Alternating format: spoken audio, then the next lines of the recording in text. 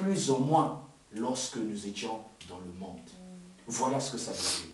Et pour avancer, nous allons lire dans Genèse chapitre 18, versets 1 à 5.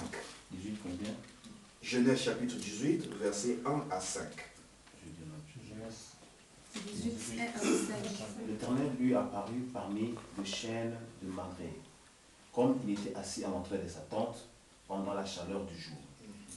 Il leva les yeux et regarda. Voici 3 hommes étaient debout près de lui. Quand il les vit, il courut au-devant d'eux, depuis l'entrée de sa tente, et se prosterna en terre. Et il dit, Seigneur, si j'ai trouvé grâce à tes yeux, n'efface point, je te prie, loin de ton serviteur. Permettez qu'on m'apporte un peu d'eau pour vous laver le pied et reposez-vous sous cet arbre. J'irai prendre un morceau de pain pour fortifier votre cœur, après quoi vous continuerez votre route, car c'est pour cela que vous passez près de votre serviteur. Amen. Amen. Je ne sais pas si vous avez bien lu ce passage. Écoutez bien, et vous allez encore comprendre quelque chose de merveilleux. L'Éternel lui apparut parmi les chênes de Mamré, comme il était assis à l'entrée de sa tente, pendant la chaleur du jour. Il leva les yeux et regarda. Et voici 3 hommes étaient debout, près de lui. Quand il le vit, il courut au-devant d'eux, depuis l'entrée de sa tente, et se prosterna en terre. Écoutez, vas-y. Et il dit, Seigneur, Comment? Seigneur, Comment? Seigneur. Mais ils sont comment? Ils sont combien? Ils sont 3. Mais il dit quoi là? Il dit, Seigneur. Seigneur, Mais pourquoi il ne dit pas mes seigneurs? Continue mon frère. si j'ai trouvé grâce à tes yeux, Comment? si j'ai trouvé grâce à tes yeux, Mais pourquoi il ne dit pas si j'ai trouvé grâce à vos yeux? Amen. Continue mon frère. N'effacez point, je te prie, loin de ton serviteur. Permettez qu'on apporte un peu d'eau pour vous laver les pieds et reposez-vous sous cet arbre. J'irai prendre un morceau de pain pour fortifier votre cœur, après quoi vous continuerez votre route. Car ce n'est pas pour cela que vous passez près de votre serviteur. Il répondit, fais comme tu l'as dit. Abraham alla promptement dans sa tente vers Sarah. Et il dit, vide 3 mesures de fleurs de farine, pétries et fait de gâteau. Amen. Amen.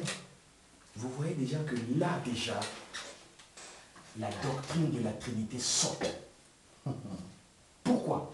Parce qu'il y a 3 anges qui le visitent. Or, les anges en hébreu, ce sont les malaks.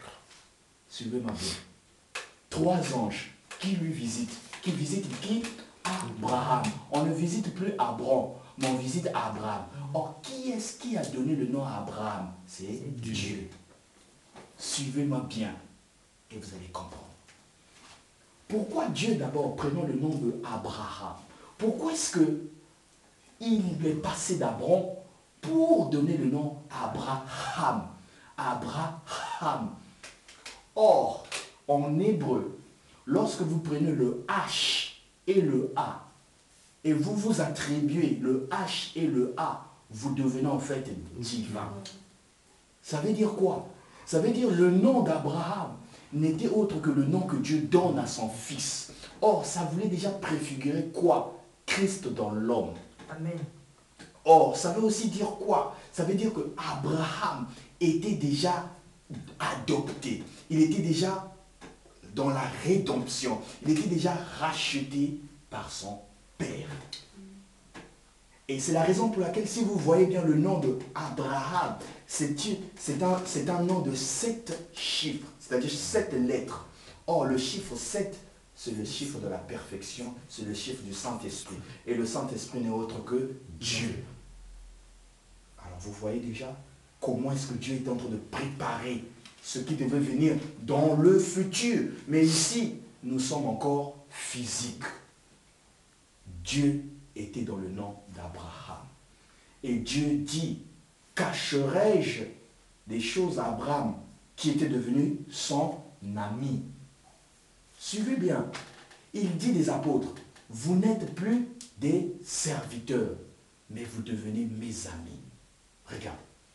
Il dit d'Abraham que cacherai-je des choses à Abraham, mon ami?